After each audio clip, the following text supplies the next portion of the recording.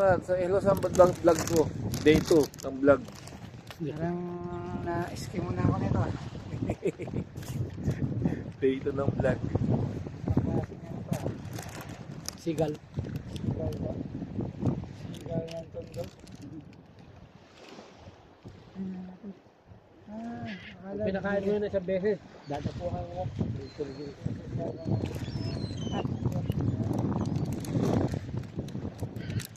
Ay, donut. Hindi natin. Ay, malamig pag dinala ng donut. Oh. Ay, guys. Baka may natin.